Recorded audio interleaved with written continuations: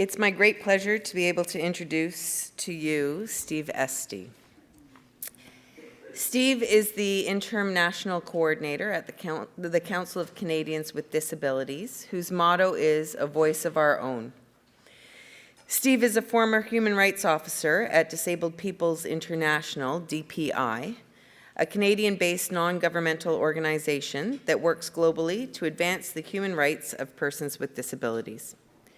From 2003 until the successful conclusion of the negotiations in 2006, Steve was advisor to the Canadian government delegation to the United Nations, which drafted the new Convention on the Rights of Persons with Disabilities. From 2007 to 2010, he led DPI's work to encourage the governments around the world to ratify the CRPD. Since leaving DPI in 2010, he has devoted his time to teaching and projects specifically aimed at the effective implementation of the CRPD and related to the full realization of human rights for people with disabilities. Currently, Steve leads us in civil society around the CRPD, and it's my great honor to welcome him to the stage.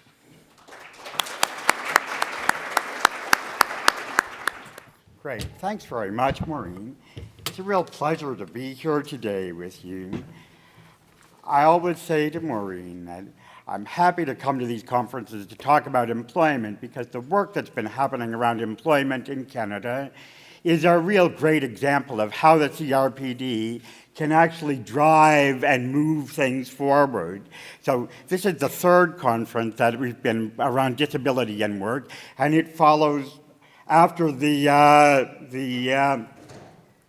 first round of reporting on the CRPD. That Canada did on the CRPD. So there have been talk about the convention over the course of the last couple of days, but I wanted to I wanted to drill down a little bit and say, we talk about how the CRPD talks about the right to work and things like that. But what I wanted to do is talk about the kind of process that we've gone through in terms of reporting around this and how that's kind of led to this discussion. So I'll talk for a few minutes, and then maybe we'll have a little bit of a question and answer session, depending on how we are for time and stuff, okay? So Canada ratified the convention in 2010, and that moved us into a process around working with the CRPD committee in terms of reporting on our implementation of the convention. So the Canadian government filed its initial report on the convention and how we're doing the implementation in 2014. And then in 2015, civil society began to respond to that. And what we did, first of all, was we submitted a bunch of questions that we wanted the committee to ask to Canada, and then we submitted a parallel report on that process. And then in 2017, the committee met with the Government of Canada and had a dialogue about implementation, and the committee issued a series of recommendations, were called concluding observations. That happened in 2017, in the early part of the year, and then it was in December of 2017 that the initial conference on disability and work took place. And I think that they're very much connected. These two things are connected. The work of the committee and then the kind of response of civil society in terms of setting up this process around working to develop a national strategy and so on. So I had to talk a little bit about how the kind of process evolved. If you look back at the initial government report in 2017, when you look at what they talked about around employment, and I mean, the convention is a whole series of different articles on different parts of human rights. And one of the articles talks specifically about the right to work or employment. That's Article 27. So if you look at the initial government report, and they talk about what the Canadian government was doing around the right to work, and the initial report talked about things like the Opportunities Fund, talked about labor market agreements and things.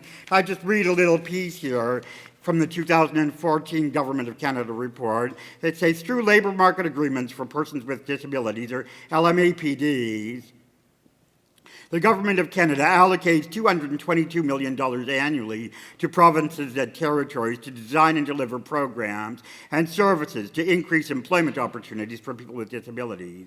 A wide range of activities are supported under the LMAPDs, including pre-employment preparation, skills development, and post-secondary educational supports.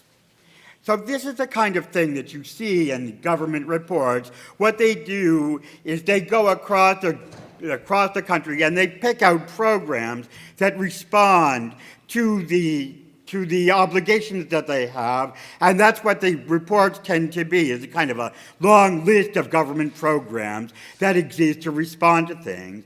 But, over the course of the last couple of days here and in the previous two conferences, we've talked a lot about what really needs to happen to encourage employment for people with disabilities, and these LMAPDs are just the beginning of a process. They don't really actually fulfill the Government of Canada's obligations around this.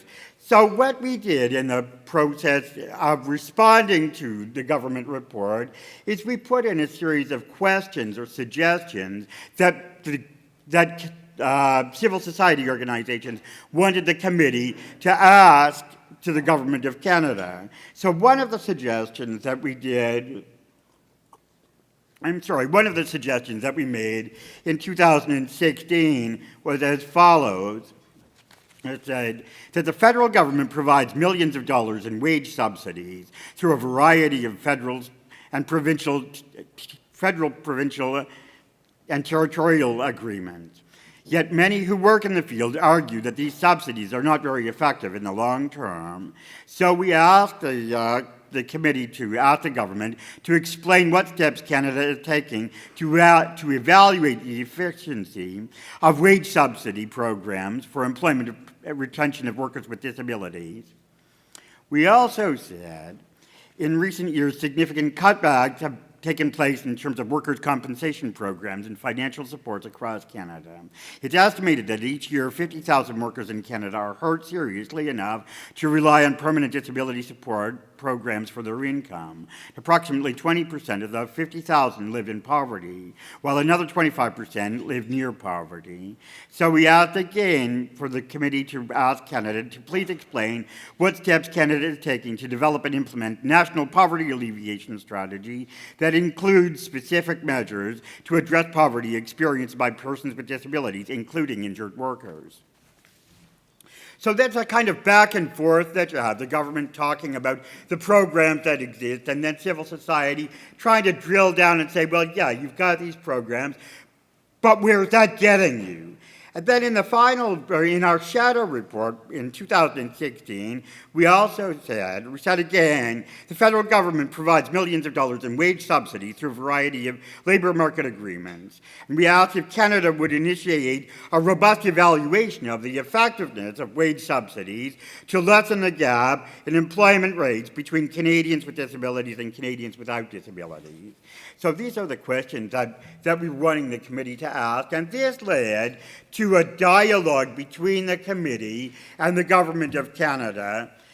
And that dialogue took place in 2017. We traveled to Geneva, Government of Canada traveled to Geneva, civil society traveled as well, to have a discussion about how we're meeting our obligations and the kinds of things that we could do to respond to them, or the kinds of things that the Government of Canada was doing to meet our obligations, and how those could be better, how those could... The five threw me off, Dan, sorry. So we had this interactive dialogue in 2017, and from that, there were a series of recommendations that came, and I just wanted to share that with you, because I think that really, it shows you how we got ourselves here today. So the concluding observations, they say in 2017, the committee is concerned with the high number of unemployed persons with disabilities, as well as the lack of programs to retain jobs of persons with disabilities in periods of economic crisis. It is further concerned about the absence of strategies and models to ensure open labor market for persons with disabilities, in particular women and young persons with disabilities. The committee notes that there's a steady increase in both the number and proportion of complaints of discrimination in employment of persons with disabilities. And then they say the committee recommends that Canada adopt a strategy on employment of persons with disabilities, including Indigenous people with disabilities, that guarantees access to the labor market and promotes work in open, inclusive, and accessible environments, and equal opportunities and gender equality, and provides a reasonable accommodation. Finally, they say that the government and civil society need to develop strategies aimed at providing decent work opportunities for women and young persons with disabilities, including the provision of reasonable accommodation, flexible time arrangements, appropriate training, measures that prevent harassment and other forms of discrimination in the workplace. So you see then that we started off the government talking about the great things it does. We're trying to drill down and get into some details of that, back and forth from that, and then the committee talks about the need to develop a strategy. So we came from Geneva in 2017, Maureen and myself and a few other folks, and we had all of these suggestions of things that could be done. And I started off saying why I'm happy to be here at this conference, because this conference is a real tangible example of how civil society can actually rise to the occasion when the committee makes a recommendation. The committee said we need to develop a strategy around work for people with disabilities in Canada, and since that time, you folks have worked very hard over the course of 3 years to develop that very strategy, and I think that we're moving forward. And now, as we go into the second round of reporting, we can begin to talk further about that strategy in the context of the committee itself, and we can dialogue with the committee. And the final thing that I want to say, and I suspect that Tabitha is going to talk more about this later on today from the Human Rights Commission, but the final thing that I wanted to say is we've been doing all of this stuff at the UN at sort of 30,000 feet up, talking about strategies and things like that, all very high level. But interestingly and excitingly for me, now, with the passage of the ACA earlier this year, we're beginning to embark on a process not just of international monitoring of the convention, but also of domestic monitoring of the convention. So we can really get into some of the nuts and bolts of how these things are working, and we can do that in the context of human rights framework. So I'm looking forward to seeing how that's going to go forward, looking forward to see how that work in terms of the domestic monitoring is going to connect up with the work that you folks are doing on this strategy and things. So I'm going to leave it at that and hopefully open the floor for some questions and answers. Thanks very much. Do we have questions for Steve at this time? So we've got Steve in the front, and then we've got, I can't see who's in the back, but we've got two, and then we'll go from there. And John, I see your hand as well. Steve Mantis with the Ontario Network of Injured Workers Groups. I want to say thanks, Steve, for the presentation and for the support that you've provided to us in the development of our own submission to the United Nations CRPD. And building on your kind of closing comments, we have seen a number of advantages come from that process. Number one was linking up with the initiative the efforts that you're doing. Number two was we got a lot of media coverage about the issue we were putting forth, which was addressing that poverty issue with injured workers with permanent impairments. We also got the opportunity to take our submission and put it into an academic journal where it reaches a whole new audience. And we have been invited to a number of events to talk about our submission. And 2 weeks ago, in meetings with government officials, they were responding to some of the concerns we raised in our submission. So there's a number of byproducts from the work that you've been doing, and I want to thank you so much about that. And if there are other ways that we can use this work to increase awareness and action. Thanks for your comment, Steve. To just respond to that, I think you're quite right that there are a number of different ways that we can use this process. And as I mentioned at the end of my comments, we're just beginning to look at domestic reporting on the convention. And I'm not sure how that's going to look. But one of the challenges, and you'll be aware of it, Steve, and others are aware of it, one of the challenges with the reporting process is that it's very compact. We have 33 operative articles in the convention talking about the whole range of human rights, and that gets reported across 13 jurisdictions. And the report itself can only be 10,000 words long. So it's very difficult to get at a lot of the really detailed things. We talk about injured workers in this context. That's a small part of what happens in terms of the right to work and employment and so on. And we haven't had the opportunity in the international reporting to really do this justice. And I'm hoping that as we move forward with the domestic reporting over time, we'll have a lot more opportunity to really drill down and get more into details and stuff. So thanks very much for your comments. Thanks. We have a question in the back. Question in the back. Yep. Carlos Sosa. I attended some of the meetings in 2016, even 2015, around the report here in Ottawa, and I found attending those meetings allowed us to give a lot of voice to a lot of issues that government doesn't normally really think about. So one of my other questions is how can labor be involved in this current CRPD reporting process? Thank you. Thanks for the question, Carlos. Labor has been involved in some of the shadow reporting process. People from the CLC have been involved in meetings and so on. And I would also note that the labor movement has supported civil society to participate, to travel to Geneva and so on. So that's been a very helpful thing. I have had the opportunity to speak at a couple of labor conferences about the shadow reporting, and the CLC and others are certainly aware of it and engaged, and we invite them to continue to participate in it. And I would say again, and I'm beginning to sound like a bit of a broken record here, I realize, but I really think that as we move to the domestic monitoring, there will be an even greater opportunity for labor to engage in things. So I would encourage you and other folks in the trade union movement here in the room to be very aware of what's going on in terms of moving forward on domestic reporting around the convention. Thank you.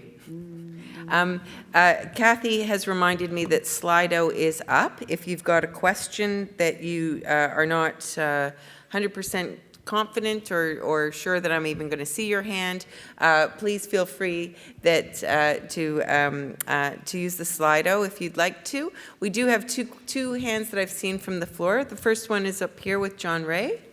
If we can run the mic up here. Nope. The mic is being run to you.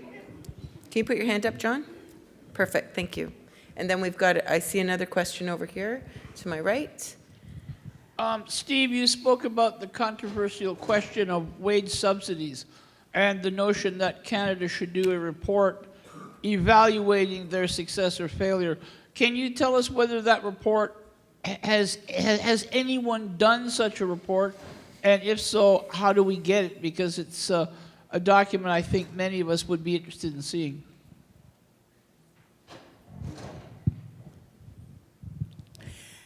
Thanks for your question, John. I was actually expecting something much harder to deal with, so I appreciate you being nice to me. As I understand it, as far as I know, there wasn't any uptake on this wage subsidy thing in the response from government, and there hasn't been any follow-up on it. But we're in a rotational reporting process, and we can certainly bring this up again as we move forward. So if this is something that you're interested in and that other people are interested in, then we can come back to it as we move forward, okay? Thanks. I'm just going to add as well that there is research being done that is being led by I'm not sure if it's the Institute for Work and Health or if it's the Center for Research on Work Disability Policy around wage subsidy, that there is some independent research being done, but it has not been undertaken by the Canadian government at this time. And John has just said that whoever's doing it would be good to see it, and absolutely. And then there's another question over here. Hey there, Steve. Jason Michelle here. It's been a long time. We'll have to catch up later. My question is regarding the optional protocol that Canada has recently signed on to. What impact, if any, do you think that will have on the advancement of disability and workers' rights in Canada?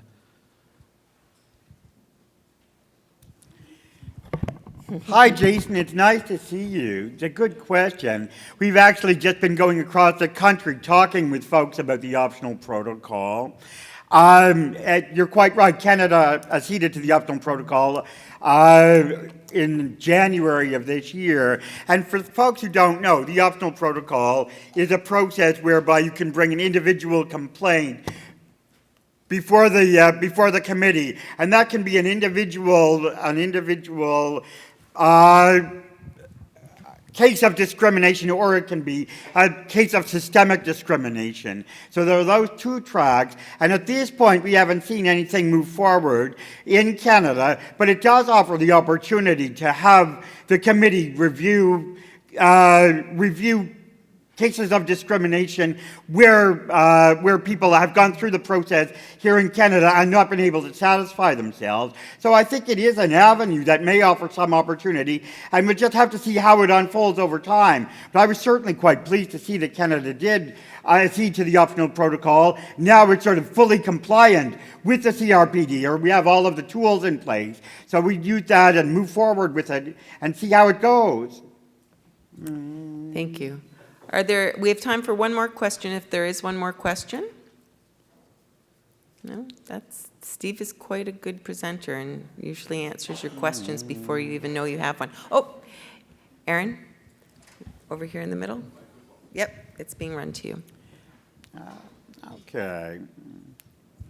I'm sort of hesitant to ask this question, but I'll ask it anyways. And maybe it's more of a comment than a question, but I'll do it anyways. There's a bunch of issues in terms of the things you're talking about. There have been huge issues in terms of LMAPD reports in terms of consistency. So you can get the LMAPD reports by province, and you'll see that every province wants to say things their own way without consistency, and there's been drives on the part of the federal government forever and ever to try to get that consistency with very limited success. And it's really, to my mind, and there's another issue when CCD does their thing. When we're talking about targeted wage subsidies, I did a lot of work on targeted wage subsidies over the years, and targeted wage subsidies, and the work that I did, have a place, and they work in conjunction, often with respect to other types of interventions. So if they're a cumulative thing in terms of the last step, in terms of adapting people, having the employer and the person with disabilities as an adaptive process along with other stuff, they're very effective because it costs an employer money to have that person there, and sometimes it's remedial, sometimes, not always, and sometimes it works and sometimes it doesn't work. To come up with a great big generality about targeted wage subsidies working or not working is highly problematic. And it sort of comes back to a question about context. We need that context. We need consistency in terms of reporting that satisfies general goals, but also has to be understanding and contextual to the types of things that occur when you go through and evolve a program. So that's a comment more than a question, but if you want to respond to that, that would be great. Great, thank you. It's an interesting comment, and I just wanted to respond to you and say that for me, as someone who's been involved in this stuff for a long time, the whole reporting process is an interesting one because governments, as you say, sort of put their best foot forward on these things.